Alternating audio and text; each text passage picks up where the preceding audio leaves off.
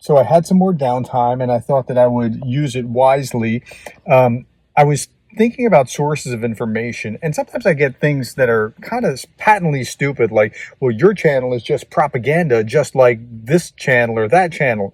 No, it's not. So what is propaganda and what is a verifiable source?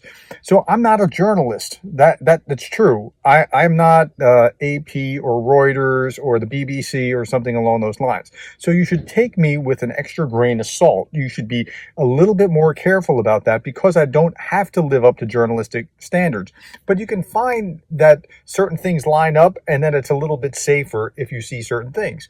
So if you see things like humility, in the sense that I don't have all the answers. I tell you I don't have all the answers.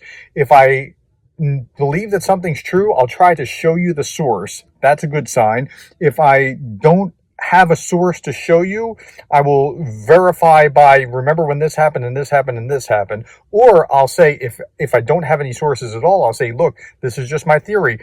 Take me with a grain of salt. Don't trust this, right? So when you see that kind of humility, you are onto probably a legitimate, verifiable source that you can hang your hat on. Then when you're dealing with propaganda, what is propaganda? Propaganda is trying to be one-sided, to paint the picture one-sided. It's like, when you go to court and they say, would you swear to tell the truth, the whole truth, and nothing but the truth, right? If you're only telling part of the truth, then that becomes propaganda. If you're telling the whole truth, now I don't mean that you're saying everything, that you're telling everything that has to be said. There's a place where you have to decide what's valid to talk about and what's not valid to talk about. But if you're shading intentionally to make it look better than where you actually are, I'll give you an example. Counteroffensive. They haven't been making a lot of ground. They really just haven't taken much yet. And 150 square kilometers or something along those lines. It's not much. It's something, but it's kind of disappointing. You just have to wait and give it some time. So if I ignored that story or downplayed it or something along those lines, then you'd want to be a little bit more careful with me. So being humble, not downplaying negative information. And so when you see people now downplaying information, it's the evil flip side of when people are way too excited about something that they shouldn't be way too excited about. If they're, so here, let me talk about like McGregor and Ritter and folks like that are like every week they're talking about Ukraine's going to fall. It's only a matter of a week, right? That kind of thing ought to be discounted. Absolutely. So again, the things are humility. There's not a hyperbolic or over the top kind of thing. And they tell you the whole truth, even when they don't want to.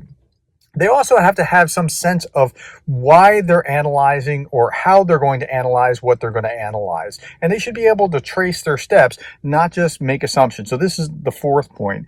If they're just repeating assertions, if they're not proving anything, they're just making assertions, or they're just operating off of their own assumptions, that's generally bad. Okay, so those are the four things I want you to look for if you're trying to examine whether a source is legitimate or not legitimate. And look, you could probably find some semi-legitimate sources even on the Russian side that will do those kind of things. Yes, they'll come from a different angle, but when you see those things line up, it's generally good.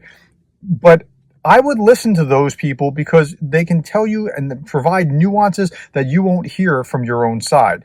So I hope those 4 pointers will help you get a sense of how to examine sources and listen to sources. Now, when you're watching the next YouTube video about Ukraine that you're watching, look for that. Look to see if the person's humble, like the opposite of Jackson Hinkle. Right? Look to see if they're humble. Look to see if they're analyzing appropriately, if they're operating from their assumptions or assertions or those kind of things.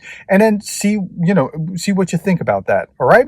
I hope that's helpful to you. And please let me know if there's anything that I can do to help you understand how to see the sources, because this is kind of, as a professor, this is kind of, my groove, right? I'm not a military map guy. I shouldn't be trying to be a military map guy, but here I can be helpful. All right, that's all that I have. Thank you for your time. Thank you for listening to me, for the likes, for the shares, for the coffees, and thank you more than anything else for being the kind of person that cares about Ukraine.